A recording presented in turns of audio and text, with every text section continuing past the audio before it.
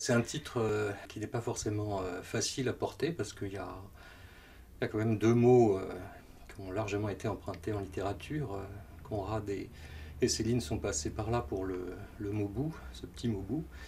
Quant à comédie, voilà, il y a toute cette comédie humaine de Balzac, mais en même temps, le propos de ce livre n'est pas du tout une comédie humaine, même en rétréci.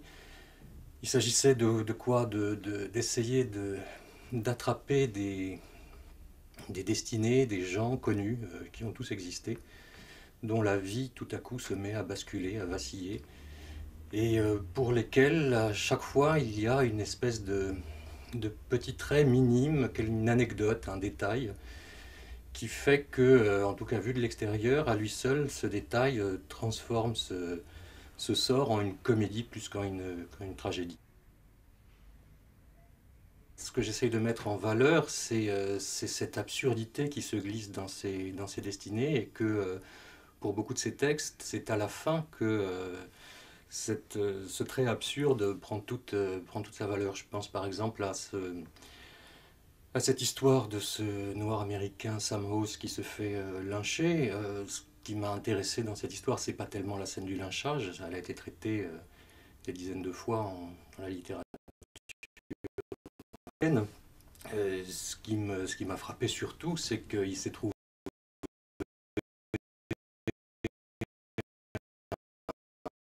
de dépecer l'arbre sur lequel avait été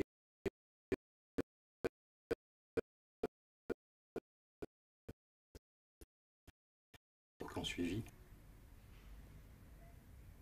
Je voulais qu'il y ait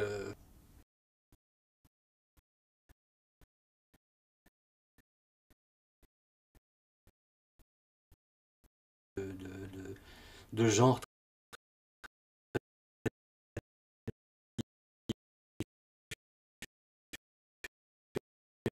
Il y a des hommes de lettres.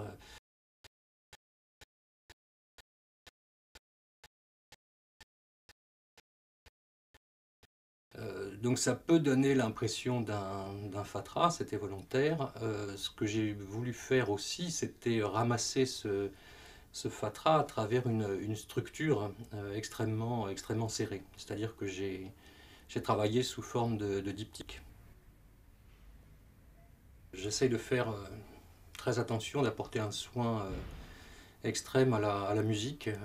J'essaye de faire alterner des phrases assez longues, à l'intérieur desquelles se trouvent des rythmes en citant en fait des hexasyllabes. Le titre du livre est un hexasyllabe d'ailleurs, qui sont ponctués par des phrases extrêmement ramassées qui peuvent faire deux mots, trois mots, pas plus, de manière à obtenir comme ça une espèce de prosodie qui, je dis pas que c'est ma prosodie, mais en tout cas c'est celle qui me donne la tonalité la plus juste à mes yeux par rapport à ce que j'ai envie de dire.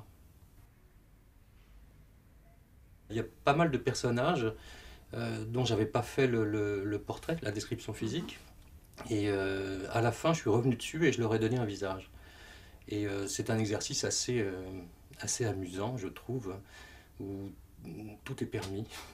Et ce que je trouve encore plus amusant, c'est d'essayer de décrire le visage de quelqu'un qui a vraiment existé et dont on ne possède pas forcément une trace visuelle, ou en tout cas très peu de traces visuelles. Je pense au portrait de Charles VIII que j'ai pu faire. J'avais sous les yeux simplement un tableau de Charles VIII. Est-ce que les traits qui sont fixés sur ce tableau étaient les siens? Il s'en approchait sans doute.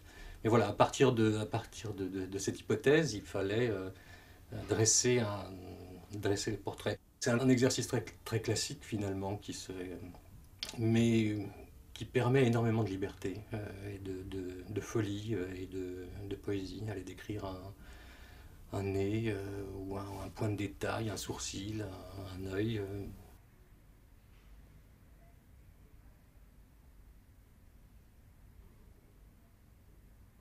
Ce texte sur le grand incendie de Londres qui est vu par un horloger français m'a plongé dans le vocabulaire de l'horlogerie du XVIIe siècle. Bien sûr, je ne connaissais absolument pas.